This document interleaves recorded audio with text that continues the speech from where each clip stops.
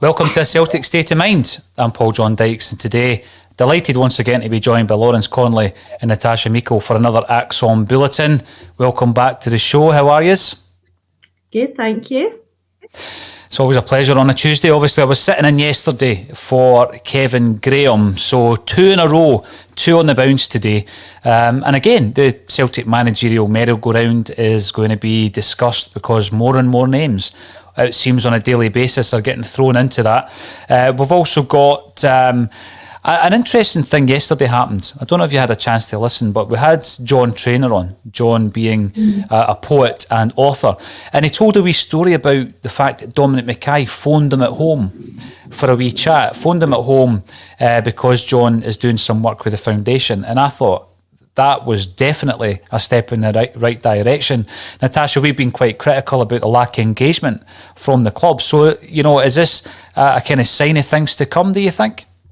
It's good, isn't it? Well, it certainly looks like it's a step in the right direction.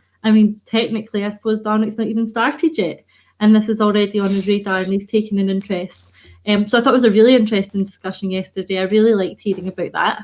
And by all accounts, one of the things that is important to Dominic Mackay is fan engagement, and apparently that was apparent through his time with Scottish Rugby, and it's certainly something I hope he brings with him to Celtic. One thing we have battered on about all season, quite rightly to be fair, is the lack of engagement from the club. We're all too often left in the dark and find out our Celtic news from inappropriate sources, and that's before we get on to Laxalt slip up. But yeah, so I think that if we are going to start getting that level of engagement and is going to take a keen personal interest in advancing that, then that's certainly a positive sign for me. So that was great to hear. I liked that story yesterday. Really good listen. It was good. I mean, it came out of the blue, and I think it shows a bit of humility in so far as there's someone at the kind of highest echelons of Celtic, or going to be, taking the time out just to touch base with a Celtic supporter. And I was thinking to myself, how many messages on Twitter or Facebook or even emails have I not got around to responding to in the last couple of weeks yet the new CEO is taking the time out, which I think is brilliant. So, Lawrence, as Natasha says, we've been very critical, highly critical of the lack of engagement. Now, some of the more kind of cynical views that I was getting on Twitter is, these kind of stories can be strategically dropped so that Celtic fans think that things are changing. I do get a sense that kind of change is going to happen with Dominic Mackay coming in. Hope so, but even if it's just strategically dropped, we weren't doing it before. There was nothing to drop strategically before. So at least it's an improvement. If it's not perfect, it's an improvement, and it's moving towards what we want. Definitely. There's a wee bit of static. I'm just going to see, Lawrence, if it's coming from your side. It could be coming from my side. There's a wee bit of static, but hopefully it's not affecting the sound too much. We'll see what the comments say. Some audio issues going on, says Mark, so we'll try and get them sorted out. Mark, thanks for keeping us updated with that. So with regards to Natasha, you said that he's not yet in office. I was just double checking. His contract at the SRU isn't up until July, the 1st of July. So Dermot Desmond's already revealed that he's going to be part of the new management recruitment coming in as well. So it's obvious that he is having a dual purpose at the moment with the SRU and with Celtic. Yeah, and that's great to see that he's getting involved at an early stage. It should be people like him who are looking to take the club forward now. I know there's been some criticism that Peter Lawwell is still involved in the managerial search, but it certainly makes sense that Mackay is. And I hope he's also having an oversight of, the dealings of the club. There's plenty going on at the moment, and it looks like, we're interested in players, we're signing players, we're scouting players, we're looking at a new management setup. It makes more sense for Mackay to be involved in that than it does Lawwell. I get that, Lawwell's experience means rightly or wrongly that they're going to draw on him. But I like that Mackay's involved already. There is some static happening at the moment. Thanks for your comments. We will be working on trying to resolve that as well. I don't think it is, Lawrence, you're getting a bit of stick saying that you're talking with your head underwater. But we'll see if we can sort that out as we go through the big topics surrounding Celtic. Now, yesterday there was a suggestion that we talk far too much about Chris Ayer on this show. I don't think we do, actually. I was having a look at the topics over the last few weeks, and we only really ran with Ayer twice in the last 3 weeks.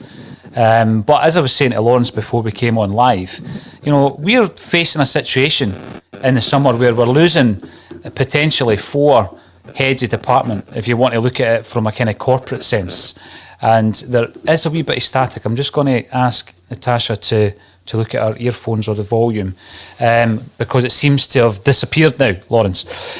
So in that kind of in relation to that corporate sense, you're losing 4 big department heads because Nicky Hammond's on his way as well. That's why I was saying about Ayer. We need to try and keep as many leaders in the pack as we possibly can. But it was only a 2 or 3 minute discussion on Chris Ayer. The big story for me today is a number of managers are now throwing their hats in the ring. A couple of interesting ones over the last couple of days. Thierry Henry, and it is complete luck that you're wearing a Republic Island top, Lawrence, as I'm talking about Henry, has mentioned on the Robbie Fowler podcast that it's a club that would interest him. He's got a huge amount of respect. He's keeping an eye on the developments in Scotland.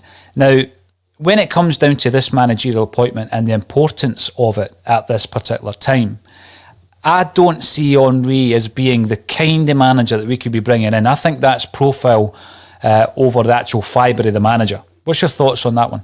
Yeah, I think so. I don't know what he done at Montreal, but I think any manager that's available, if they throw their hat in the ring, they get their name mentioned and out there. I think maybe he's just saying it to get his name out there and let clubs know he's available.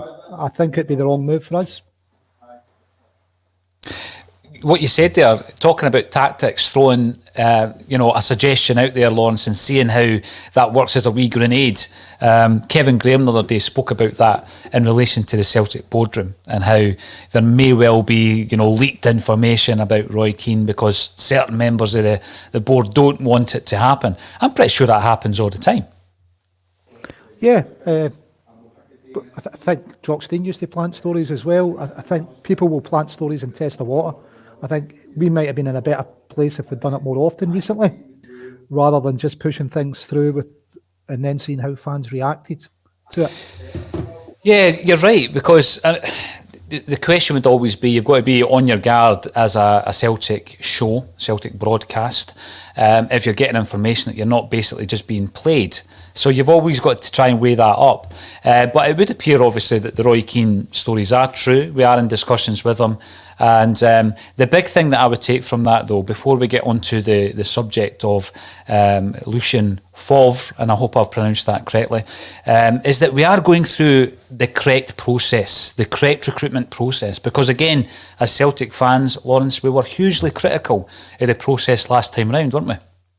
Yeah, I don't know if you believe that it really was appointed in the shower and they didn't look at the other CVs, but I think communication-wise to the fans to announce it like that, or even pretend we've done it that way, I don't think it treats Celtic with respect, or the fans with respect, saying, we just appointed in the showers, we didn't look at any other CVs.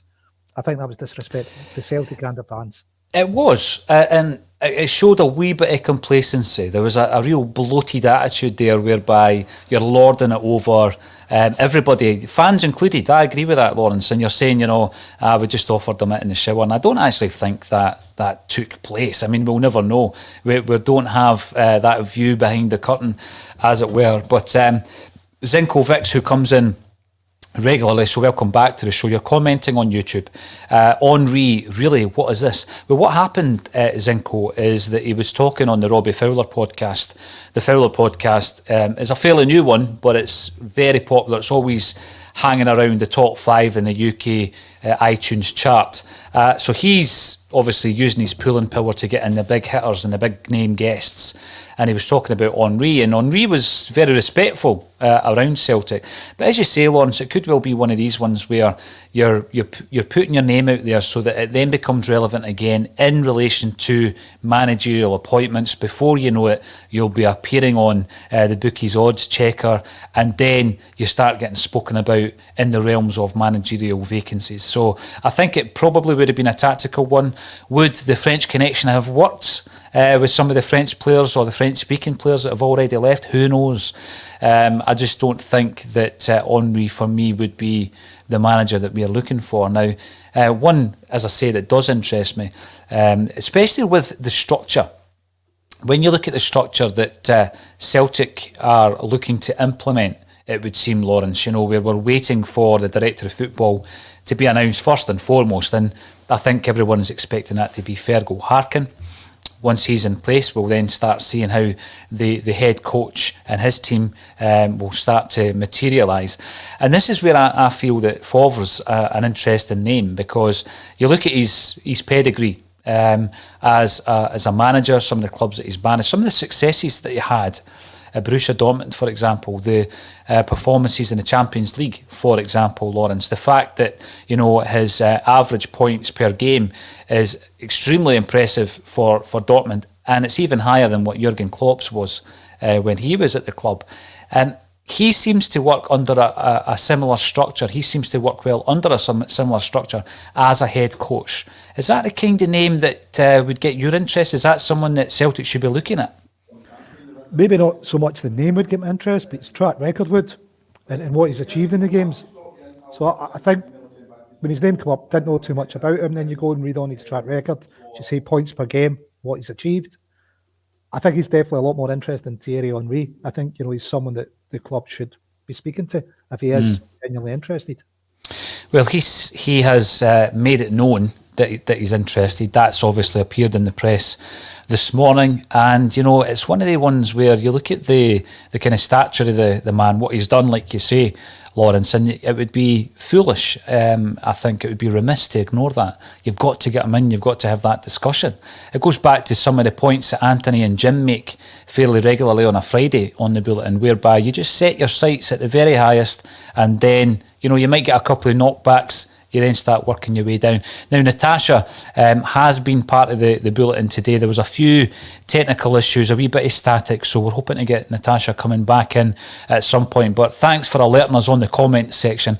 We will be bringing in as many comments as we possibly can today, because it's all about the fact that you need to come in, get involved, and tell us your thoughts on all things Celtic. Roddy 5, we started on this pod with names like Benitez, Howe, Martinez and Rangnick.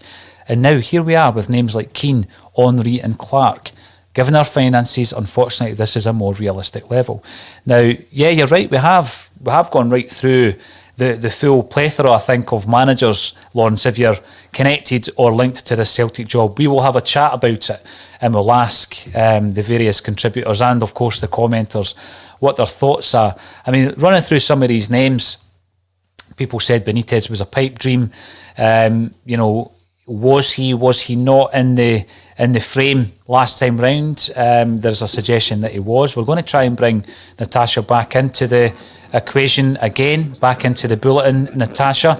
There does still seem to be a bit of static coming out of your laptop at the moment, unfortunately, so we will try again. But Benitez, again, the one thing with that, Lawrence, is you've got to ask yourself, the calibre of manager is there. You look at the European success that he's had, that's there, so he's ticking these boxes.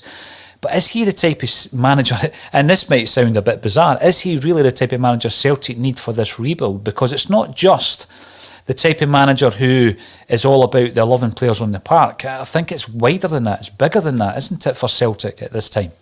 Yeah, definitely. I think we've all touched on, we need somebody that can get that bridge between the youths and the first team and get players first team ready. I think every manager is going to come with his demands on a transfer kitty and what he wants to achieve. So the board, I think Benitez is just my impression that he'd want a bigger transfer budget than Howard Martinez, for instance. I seem to get the impression that he's he's been operating at that level for quite a while. Would he want to step back down where he's not able to spend that kind of money? So I think the board's maybe get a lot to consider. It's not just the manager, it's his backroom team and what he wants in terms of a budget to spend. No, you're right. I always look at a manager like Benitez, who's already said that his priority is England. That's his priority in relation to a return to football management. But I always look at a manager like Benitez and I think, well, he's only going to go to a club if there's a possibility that club can make an impression in Europe. When you look at Celtic, yeah, it's huge. It's absolutely massive for Celtic. And obviously winning the league next season is as important as ever. When you look at the financial bounty that could be in place the following season in the Champions League, Lawrence, going into the group stages. I mean, there is a caveat to that, obviously. If the winners of the Champions League this season don't qualify through their league campaign the following season, so it's a 99% chance that you are going to qualify as Scottish champions straight to the group stages. So when a manager like Benitez looks at a club like Celtic, as you say there, the transfer kitty is going to be huge. It's going to be a massive priority on the list of wants and the desirable list for someone like Benitez. I don't think that's where we are as a club. I don't think that we want to be, throwing tens of millions of pounds trying to make that dent, because you look at, the margins of becoming a club who, gets into the group stages, Lawrence, to become a club who then starts getting into the knockout.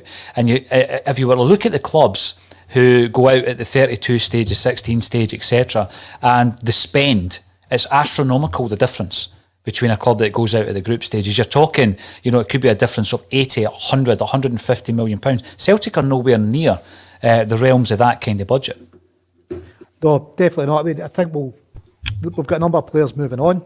I think that's going to give us potential to have a decent budget. I think the wage bill is going to be down dramatically. We've got a lot of our top earners leaving.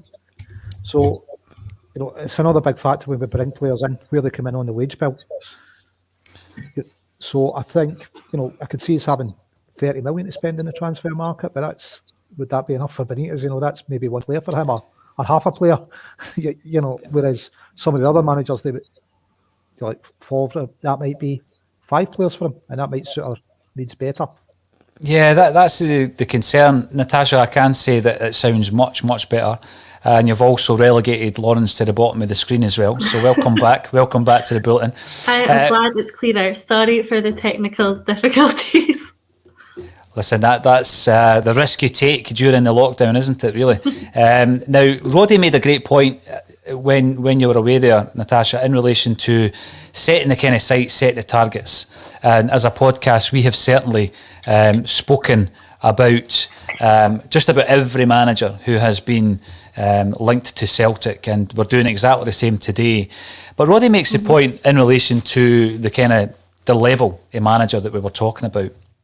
Now, that top level that is named there, Benitez, Howe, Martinez and Rangnick, in fairness though, I would say that Eddie Howe is still a viable option for Celtic, is he not? I mean, you mentioned the lack salt comments.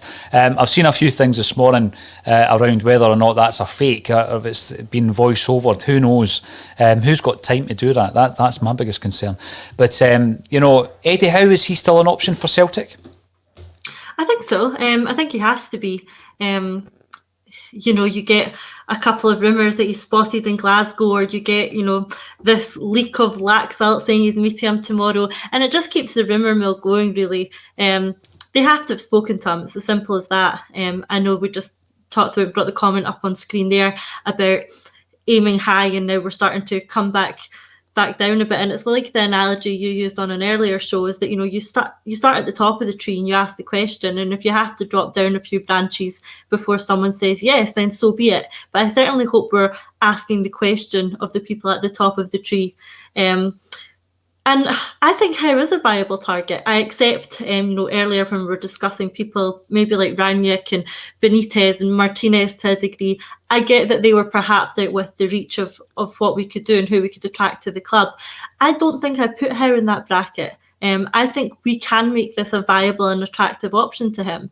I know recently he's been linked with Newcastle, and And I think my comments on that are probably similar to Ayer. If they really do see Newcastle as a better option than Celtic for any reason other than financially, then that concerns me. A club like Celtic should be able to be a more attractive option than a club like Newcastle. No disrespect to Newcastle, but if Howe is seriously considering Newcastle as a possible job that might come up in the summer and one that might appeal to him, then we surely have to be in his considerations as well. I know the rumours are that he doesn't want to move too far from the south coast. But then what difference really is there between Newcastle and Glasgow if he's going to do that?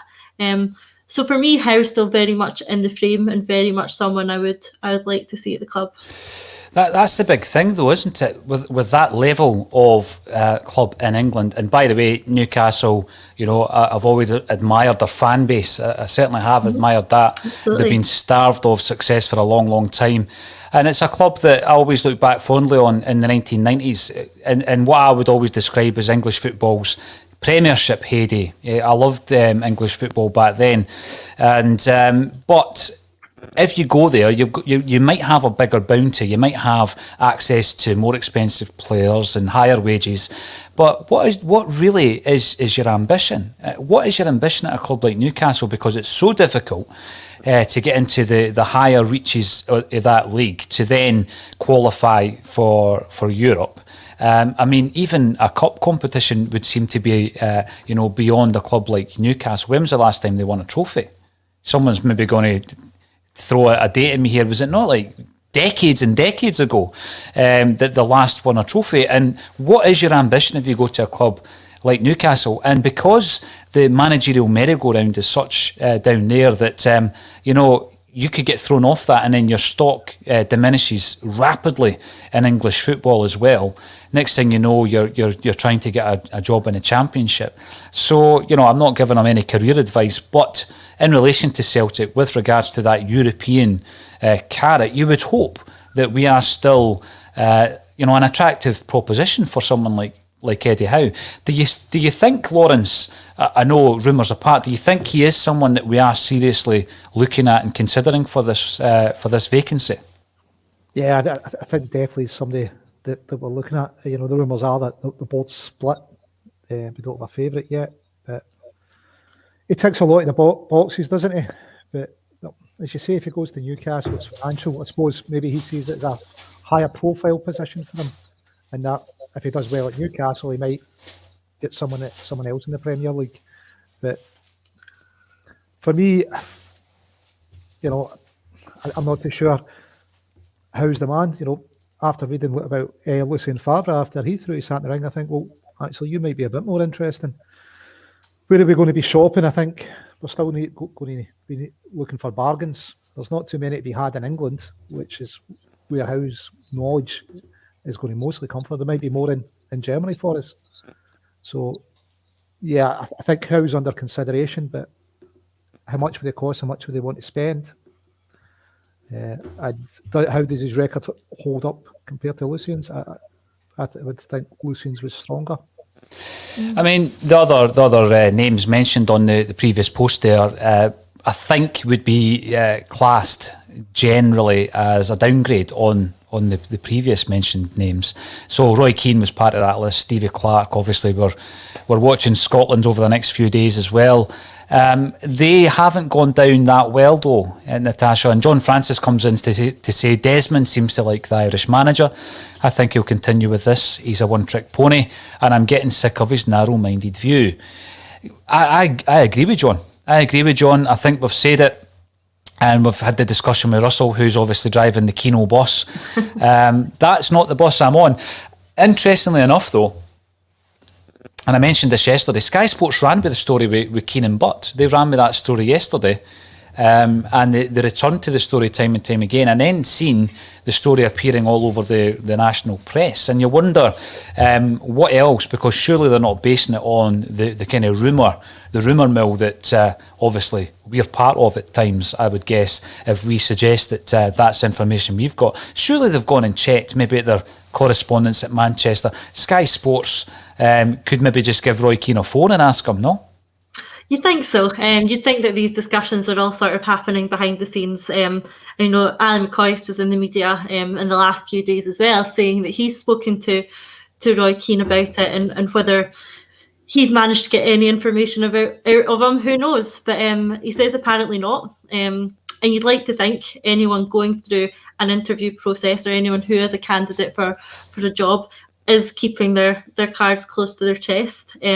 If I was going through a recruitment process, I certainly wouldn't be talking about it too loudly. And if I was the employer hiring, I wouldn't want any potential candidates talking about it too loudly, which has always made me think that those who are throwing their hats into the ring, Favre, Henry, and then Keane to an extent as well. I always thought, the people talking most about it are the ones who haven't been contacted yet. And it's more of a come and talk to me rather than the club have approached them directly. So perhaps they aren't on the short list that have been talked to already. But for me, that brings around its own concerns. If you've got a manager like Favre there who's saying, "Come and talk to me," essentially, well, why haven't we already spoken to him? I think it was December he lost his job. So he's been someone who's on the market since then. Why is it taken until the end of March for his name to come up? He wouldn't be saying, it's a job I'm interested in, come and talk to me sort of vibes if Celtic already had. Or maybe he would, who knows? But my view or my feeling is that anyone who's still trying to throw their name into the hat hasn't been spoken to already. And if not, why not? What stage of this process are we at that there's still new candidates seeming to pop up? Like Anthony Haggerty likes to go on about, there are only 80 days now, I think was his last countdown. Was it 80? So it might be slightly less than that now. Only 80 to 70, whatever it is, days until the start of the Champions League qualifiers. So, we are running out of time. And I feel like at the moment, every week we're coming on here discussing either the same names, if it's Howe or Keane or Martinez, Benitez, and then every week there's a new name thrown in. And this week it's Favre and Henry. Last week it was Marsh. So every week I feel like we're having similar discussions about who it's going to be with just an addition of a new name on top. And I'd like to see us getting a little bit further down this application process or recruitment process and making some announcements sooner rather than later. But it doesn't sound like that's happening. Well, on that point, Capital Mark comes in to say must be close to an appointment. Think it's possibly timing when to announce. Well, again, we were speaking earlier about the various heads of department who will be leaving the club, and Nicky Hammond, we would expect to be one of them. And obviously, before Fergal Harkins announced, you would expect Nicky Hammond to move on. So it will be a case of timing, and then you start seeing the order of events coming through. Obviously, we've got the CEO already, then the director of football, then perhaps the head coach after that. One thing that I'm not keen on, and I'm going to come on to yourself, Lawrence, is this sideshow. I was surprised yesterday with some of the comments around the fact that Keane would be an exciting appointment and you would have the Keane versus Gerrard sideshow. I've never ever looked upon Celtic as being like a fashion accessory, something that, it's all about box office. That doesn't interest me in the slightest. It might interest broadcasters down south. They might see that as kind of a box office draw. But as a Celtic supporter, it's not something I'm interested in. No, I agree with you. From a Celtic point of view, I don't see it as Keane Gerrard. Nobody's bigger than the club. Well, it may be true across the city, someone's bigger than the club, but for Celtic, I don't think the head coach or manager's ever going to be bigger than the club. Media contracts down south, Celtic may have an eye on that. Netherlands, Belgium, if that merger goes through, we make it easier for Celtic to move. So perhaps they've got an eye on having someone like Keane in would be a figurehead and would make perhaps smooth negotiations with the broadcasters. And let's be honest, they call the shots down south. So maybe that. But from my point of view, and I think any Celtic fans' point of view, the manager's not bigger than the club. No, it simply can't be. And you also can't look at profile over the actual nuts and bolts of results and what they're going to bring to the club. We've been going on about how much of a rebuild it is, and some people were asking yesterday why we keep going on about Ajer. Well, you consider what Celtic's defence is going to be in that game in 80 days, Natasha, and we probably should have a Haggerty countdown clock on the bulletin. But once all the loanees go back, if we do lose Ajer, our defence is going to be made up of Tony Ralston, Greg Taylor, Stephen Welsh, and potentially Jack Hendry should he come back. If he doesn't, we don't even really have another centre half. Julian is out until September, October. Beaton looks as though he's on his way out as well. And so that's why I'm looking at someone like Ayer, because it gives you the stability. And I take on board the fact that, moving into, I think, his last year, it's all about trying to get the best deal for Celtic. Then, I have seen it in the past where you get an improved last year so that you sign an extension, then the club are able to cash in on you at a later date. I would see this as something of a priority, but I was told yesterday stop speaking about Chris Ayer. But again, for me though, we have a real dearth of leaders at the club, Natasha. We've got a real lack of, for me, candidates for the captaincy. And I know that Brendan Rodgers said that Callum McGregor's a shoo-in. He's a natural successor. What's your thoughts on whether or not we should push the boat out to try and keep Chris Ayer? And of course, the managerial announcement, will that make any difference to Chris Ayer's decision? I've said it plenty times on here on my Twitter page. I'd love to keep Chris Ayer. I think it would be an excellent choice to keep him in and make him captain. I think he's got those qualities that we look for, the leadership, that drive, that passion. And for as much as I like McGregor, I don't see him with those qualities as much. I know that Roger said that McGregor's, a shoo-in for it. And to be honest, I think that's only the case because McGregor is the only option. If you look around that squad and who we have left, there aren't many alternatives other than Ayer. So I think it will end up being McGregor. And I'm just not sure that's the right choice. I'm not sure he's the right character. And I'm not sure if it suits him to be captain. Perhaps whoever the new head coach or manager that comes in will have their own idea about perhaps a player on their radar who they could bring in to be a captain. But usually the club like to stick with a bit of stability in that department. McGregor's clearly been lined up for this. He's been vice captain for the last couple of years under Brown. He has been wheeled out in front of the media to do all the interviews. It looks very much that he's lined up for the role. Whether it's the right one, I'm not sure. I think what we'll miss with Brown is having that leadership on the park. And essentially, I've mentioned it before, having like another coach on the park. You see it a lot in the games, Brown really driving and talking the squad through the game. And I don't see that as much from McGregor. I think I do see it more from Ayer. I have to agree with some of the comments coming in. I think we would be lucky to keep Ayer. As much as it pains me to admit it, I think he will be looking to his next move. And whether a new manager can affect that, I'm not so sure. Perhaps if, we did go for someone who Ayer thought could develop him as a player and secure his next move, then maybe, for Ayer, his thoughts have to be, what's the best move for me now that can, progress my career? Is it another year at Celtic and get, a bigger league? Or is it move now to, a club like Newcastle and then move on further from there? What Celtic need to be doing is making it attractive an option to Ayer and convincing the best option is another year here, another year of development, and going straight to that bigger move rather than Newcastle then on again. Yeah, the big concern for me is the fees that we're now talking about. You think back to the AC Milan connection and a link to Milan, and you compare that to Newcastle United interested at £8 million. That would concern me because I think he is one of our biggest assets. Interestingly enough, today in a rare interview, Mark Viduka was speaking about his career down south, and the way that he was talking about it was very much like Celtic were just this stepping stone to get him down to the English league. So it's not a new thing, and I think we've all kind of learned that is and accepted that is the case for a lot of these players. But what was interesting, I don't think I've had a chance, Natasha, to get your view on Scott Brown, our illustrious leader, leaving Celtic and lining up for Aberdeen next season. But interestingly enough, Man City announced today that Aguero's going to be leaving, and they're going to erect a statue of him outside the stadium. Now, if they're going to erect a statue of Aguero, surely Bruni doing the Bruni would look good on the Celtic way. Oh, I think it would look excellent. I think there's maybe a few people lined up for statues before Brown, but I'm sure one day nobody would be against that happening. He really is one of the all-time greats in history. I look fondly on him as such. It's every time I think about it, I get more frustrated at the thought of seeing him in a red shirt. I don't get it, to be honest. I do get why he's leaving, and I did anticipate that there's a possibility at the end of the season that he would go. I just thought that there might be a role for him here in some sort of coaching capacity.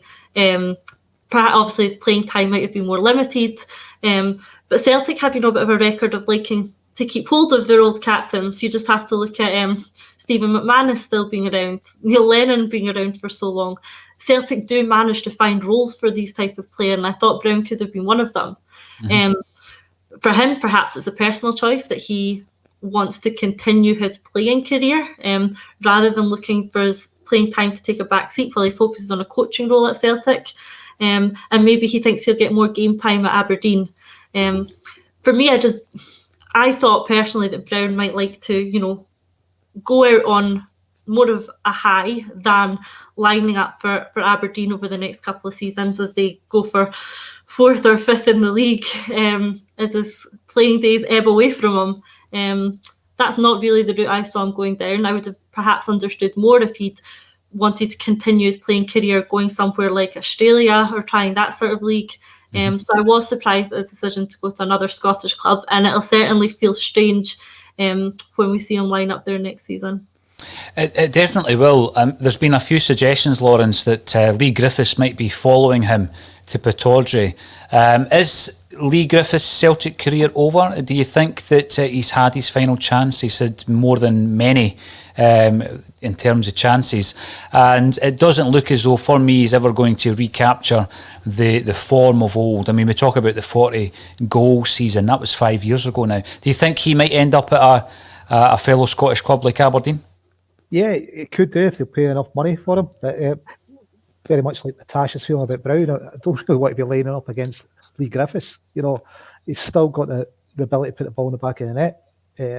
But someone touching at Natasha's earlier point, she hopes that the decision's been made in the manager, and it's all about controlling the news. Somebody's making football decisions at Celtic just now, pretty important ones.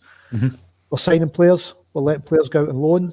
We're not keeping Brown. There's now rumours that Griffiths may be going. So it could be a bit of news management. And if a new manager was coming in, certainly putting players out on loan is something that you'd want to do. See them being tested so they can get the videos of them and be ahead of the game before he steps in. As you said, Tony's TikTok clock is minus 80 to the champions, isn't it? So, yeah, I think probably the point has been made and someone's making these decisions. Griff, I would probably keep, because goal scorers are the hardest thing to find. We've got Griff, Ayeti, Klimala. Yeah, I think everybody accepts it. Edwards off. So if we let Griff go, you're looking at signing another 2 strikers. It's not going to be cheap. It's one of these things, Natasha. It's a player who wouldn't have been a first choice all season, certainly, for many Celtic fans, but I certainly don't want to see Celtic lining up against them next season. Lee Griffiths. I mean, that's the thing. I've mentioned before on here, I think it might be time for Griffiths to be moved on at the club. I have been disappointed in him this season. Obviously he's had his issues in the past, and he's had all of our full support and respect for overcoming and battling that. But this season I've been disappointed in his professionalism. He didn't even go on our pre-season tour because he turned up unfit, and he's never been fit since. And I feel like that's cost us this season.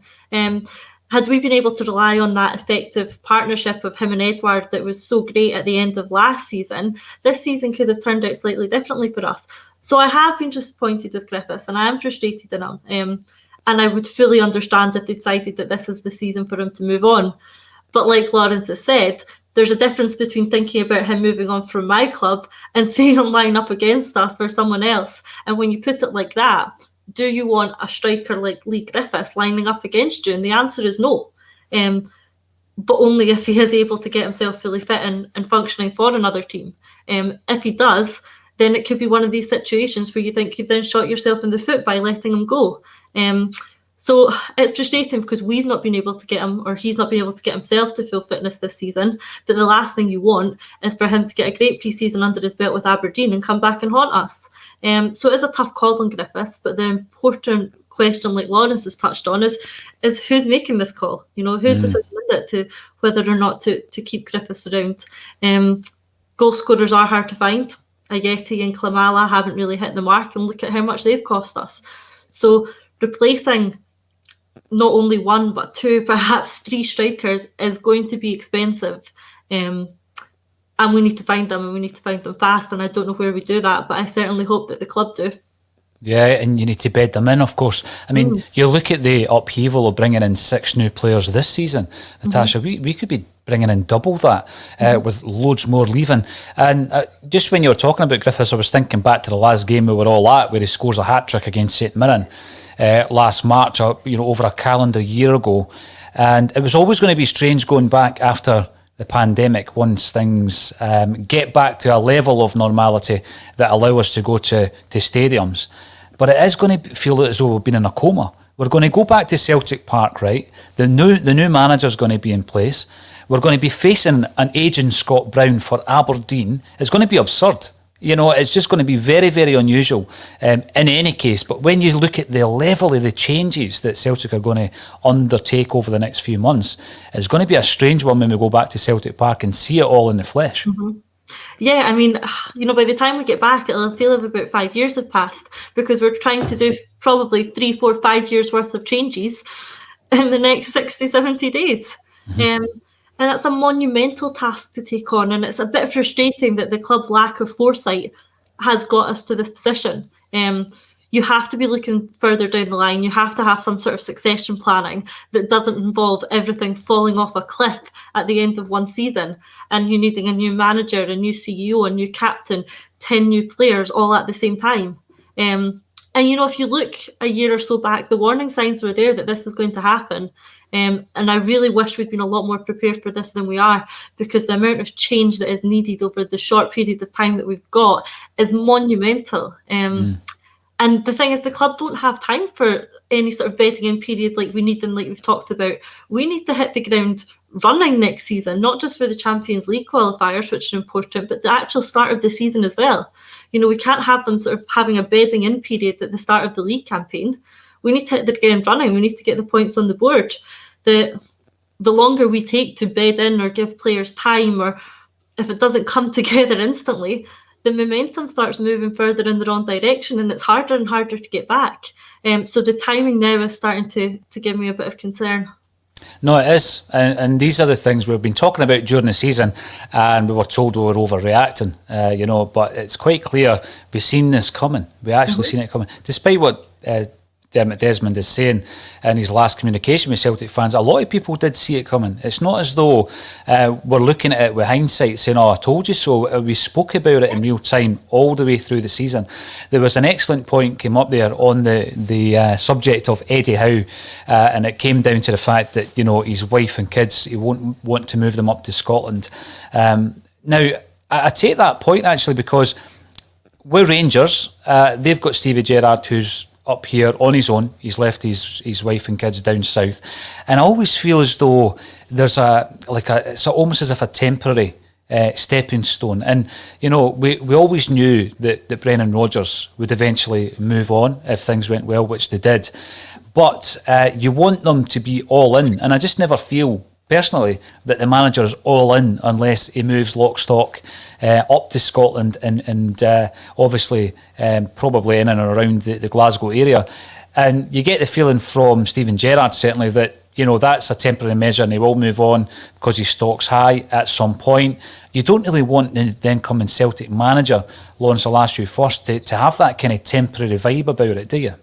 No, I mean, I think John Barnes touched on it in his interview with you.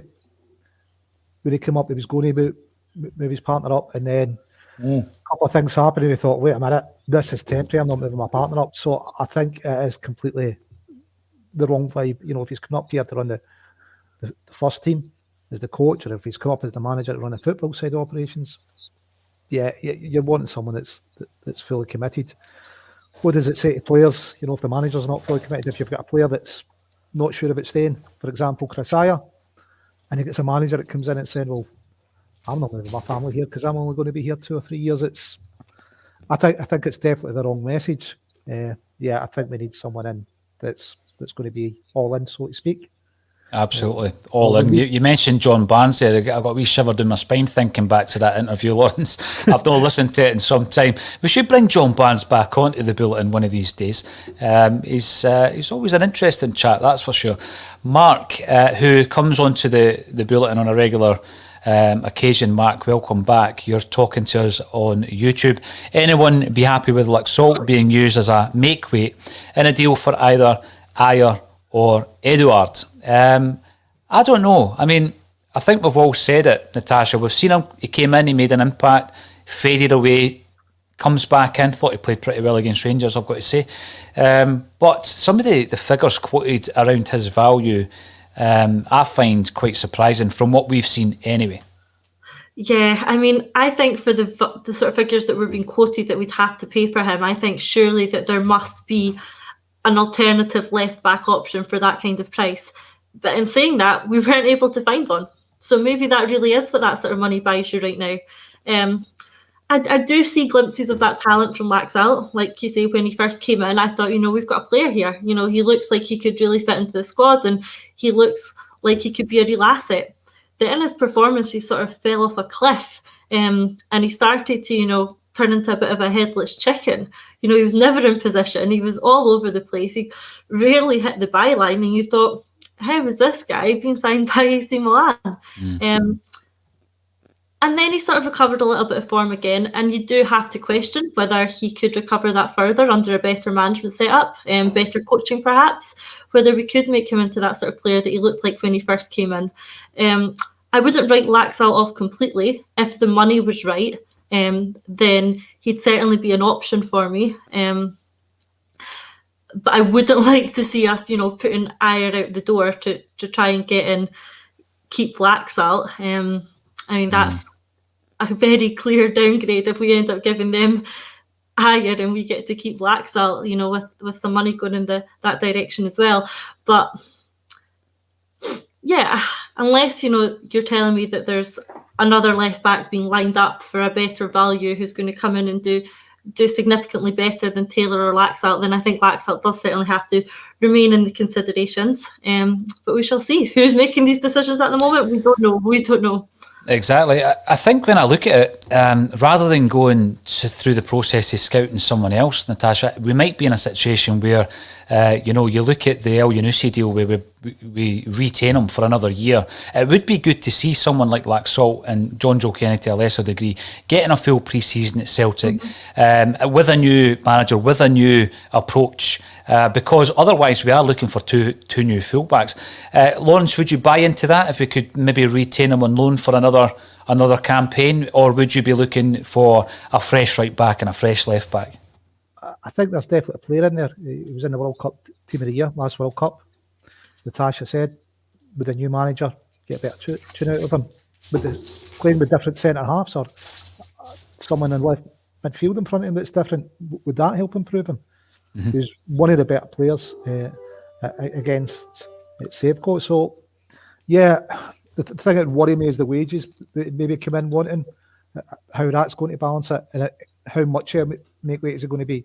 If they're going to price him at 2 million, you're saying, well, yeah, it's probably worth taking it. If they're saying he's an 8 million make weight, you're thinking, can Celtic afford to spend 8 million on a left back? Potentially, when we could be looking at bringing 2 strikers in, where that's kind of where our limit's been on a player before, roughly, or just north of there, isn't it? So, yeah, for a left back, it would be pricey. But then again, we're talking about continuity within the squad with a lot of players moving on. So, yeah, it could be another loan deal that I'm not the biggest fan of. At right back, if we can get a couple of decent centre-halves in and keep Ayer, we can play Ayer at right back. You've been saying that for some time, and I did, think that he played pretty well. He was quite impressive at right back, Lawrence, absolutely no doubt about it. CFC 1967 comes in, sorry, but putting your wits against Man City, Man United, Liverpool, Chelsea and Arsenal is far more appealing than managing Celtic at Hamilton, Ross County and Livingston.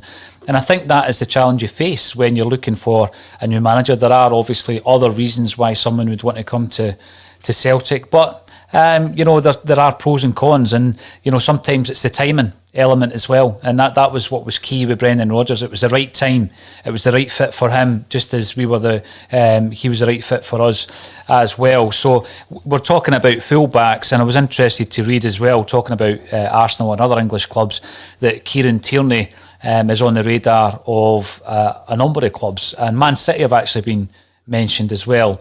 And you think, I remember when he went down to Arsenal and asked Kevin the question, is this Kieran Tierney's level? Can he actually progress further? That was a big debate that day. And I think, although he might say I'm a liar tonight when he's back on and screaming Celica, I think Kevin said, no, this is Tierney's level.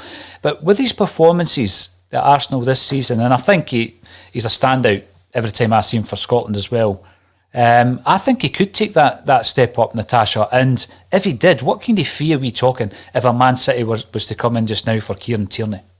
Oh, it'd have to be massive. Look what sort of money's going around for players like John Stones.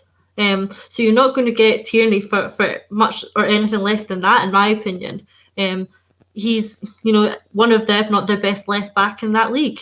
And I think he's just an absolute prime example of what happens when you've got a talented player who is 110% committed to every game and every training session they play. And he has to be seen as a role model and that, example. So, to be honest, I don't think Arsenal's his limit. I think he can certainly go higher. He's, every time I watch Arsenal play, Tierney stands out. In terms of, the drive, passion, commitment and ability. He is head and shoulders above, a lot of players he plays with in that team and a lot of players he comes up against. So when you're talking about him being one of the best players in that Arsenal squad, then why can't he go higher than that? He'd have to choose his next move carefully, I think. Doesn't want to move too much or too quickly and, maybe hamper his development. He talks very highly of Arteta and the coaching that he's receiving there. But I certainly think Tierney can go a step further than Arsenal. And in terms of the funds we're talking about, you'd have to assume it would be tens and tens of millions. And again, that's, testament to the model that we have of producing our own players and selling them for a higher fee. But, what did Tierney go for? 20, 25 million? A couple of years down the line, that's still looking like robbery when he's going to go for double that. So I think, again, with that in mind, and when we're looking at players going out the door, perhaps like Ayer, let's not sell ourselves short and let's not settle for a lower value just because, they've come from our league. You just have to look at players like Tierney and what their value could be going on. Similarly to what happened with Van Dijk. So I hope we don't settle for too low a sum for players like these if we are going to look to move them out the door and recoup some money. Talking about recouping money, hopefully Peter Lawwell's leaving us a wee parting gift with a sell-on fee. If Tierney does go, it'd be nice to get 15% of that, Lawrence. And when we're talking about the English game, because obviously some of our players are being linked to the likes of Newcastle, we've got a couple of comments coming in. Zinco comes back in to say Newcastle should be doing a lot better than what they are doing. Massive fan base and serious following. I've always been impressed. I think when I look down to the English game, and I've said on here a few times, I'm not a massive fan these days of English football, but I have been to a lot of games over the years. I've never been to a stadium more often than St James's Park. That seems to be the stadium I've been to because it's so easy, where I live, just to jump on a train. And a group of us have gone down quite a few times down to Newcastle, and I like the whole vibe of the place on match day. So I would agree with Zinco. I think the fan base actually deserve a lot better than what they've had over the last few decades, and that's incredible when you think about a club who doesn't win a trophy for several decades, and you look at the level of success that Celtic are looking at. And the big thing for me as well is once a club like Newcastle, if they were to drop out of the division, they just need to look at Leeds to see how difficult it is, for almost like a generation that you're out the top league. And it's very, very difficult to get back in as well. And I think that is the kind of thing that the likes of Chris Ayer needs to be aware of. You could be going to a basket case of a club that, could be fighting relegation, and then you're more or less, thrown to the wolves after that. You don't know what's going to happen after that. Your stock then drops. And I think, he's got to be very careful at this stage of his career, Chris Ayer. And like you say, Natasha, I think Kieran Tierney does as well. But I've always believed he could take that step up. Within the English game, it's just, it's the fees. It's just the astronomical fees if you go from an English club to another English club. And if he was to do that, I'm pretty sure we'll get a few quid and we might be able to buy a left back ourselves if Tierney was to move again. Because, we've tried a few times to replace him unsuccessfully. If you know the history, thanks for getting involved. I back Glasgow Celtic Football Club regardless of who the manager is. Absolutely agree with that. And, we can discuss and debate who the right man is for the job, and I think a lot of people are aware of who your choice would be, Natasha, or mine, and those that were against. But if we were to appoint Keane, we're still going to support the club, we're still going to back him. It's just that during this process, I don't think, and the timing as well, I don't think it's the right time to bring in someone like Roy Keane. Now, Lawrence, you'll think back to some of the managers you've watched as a Celtic fan, and you did back them regardless. You've seen some horrific Celtic teams in the past, and a lot of the managers weren't great. And I just think we need to be very, very, very careful as to who we appoint. But the action is just round the corner. We've got a Scottish Cup game coming up this weekend, and we're facing Falkirk. Now, someone else actually came in to say Newcastle are the Hearts of England. Thank you, Danny boy. Are we going to have another Scottish Cup upset as Hearts have had already at Falkirk, or do you see this being easy enough in terms of a professional enough performance and we'll get through it? Look, should I be going for 4-3 against Falkirk? I'm not too sure. I think we'll definitely get through it. I don't think it's going to be an easy game in the Cup, but yeah, I can see it's coming through 2 or 3-0. I'm not overly worried. I don't think they're going to pull off a broader against us. I said easy. That was probably disrespectful, Natasha. What I meant to say was comfortable enough. If we turn up, if we put in a professional performance, you would expect us to win the game comfortably, surely. Absolutely. You just have to look at the squads on paper. And although, if you look at our squad on paper, we should have won our own league comfortably this year. I think there probably is too big a gulf between the squad that we have and the squad that Falkirk have. So I do expect it to be a relatively comfortable game. But as we have seen with Celtic this season, I'm not sure you can ever say that. So we shall see. Now, someone's coming in to tell us that Glenn Coe is coming in to say the last won a domestic trophy in 1956. Wow. That's just astonishing. And you still look at the stadium when you're allowed to go back to the games, and there's 50,000 Geordies in there supporting Newcastle, and they haven't won a domestic trophy since 1956. There's been a few false dawns for Newcastle. Now, an interesting conversation that we had with Colin at the weekend was around the fact that he was dead against Roy Keane. And then we went on to the subject of, giving someone a job because they've got a link to Celtic. And he brought up the example of Henrik Larsson, because at the beginning of the season, I was saying we should have brought in a striker coach. And because Larsson and Lennon played together, it could be giving Lenny some support as well, because we all knew he didn't assemble the coaching staff. And Colin was talking about how if a legend can come in and not do so well, it can kind of tar their legacy and their reputation. One of the biggest examples of that actually not happening was at Newcastle, because Alan Shearer was the manager, wasn't he? Did he not take them down? He got them relegated. So it can be done. You can still be a hero even if you come in and it doesn't go so well. I'm not saying for a minute, by the way, that Larsson should be Celtic's manager. But when Colin said that he would take anyone over Roy Keane, I says, would you take Henrik Larsson? And then, that gave him a bit of a dilemma. But I'm all about, it doesn't matter for me if they've got a link to Celtic. It doesn't matter if they're Irish. As long as the manager can do the job, the head coach can do their job, that's all I'm interested in, Natasha. Yeah, absolutely. I think maybe it is time to move away from that, ex-Celt or Celtic Association type of manager, and try go down a different route. I'm with you. I don't think I'd like to see Henrik Larsson come back yet. Lennon, by all accounts, was a real Celtic great, a Celtic hero as well, and he has unfortunately seriously tarnished his reputation. Who knows, maybe a few years down the line, maybe a bit longer, we'll look back on it and some of the hard feeling may have dissolved slightly, but Lennon will have to live with the fact that this season has seriously diminished all the significant work and the achievements he did have during his playing and managing career. And it's a shame. It is a shame that one season can do that. And maybe it will, like I say, diminish as history, looks back or as time moves on. But I would hate to see that happen to Larsson. I really would. I think if I was looking to bring a Larsson to the club at the moment, it's more likely to be his son than him, who is on fire for his own team at the moment, in Europe and at Spartak Moscow. Unfortunately, I think he's probably a little bit out of our reach at the moment, but never say never. If we are bringing a Larsson back, let's look at Jordan. And jersey sales would go through the roof. Larsson 7 on the back, wouldn't they? In fact, you could probably afford it just with the merchandise sales, Natasha. Frank Brennan, welcome to the show, Frank. You're coming in via YouTube to say Martinez is viable and he would only want a proper wage rather than any kind of mega millions. And the mentally fragile Howe is only interested in the low expectation and making up the numbers, Crystal Palace. Well, Martinez apparently hasn't been approached for the job and he wouldn't be interested in any case. I know we did speak about him earlier on in the season when Kevin Graham asked me who my dream appointment would be, and I did say Martinez and Maloney, but that isn't viable because we haven't asked the question. And why would he?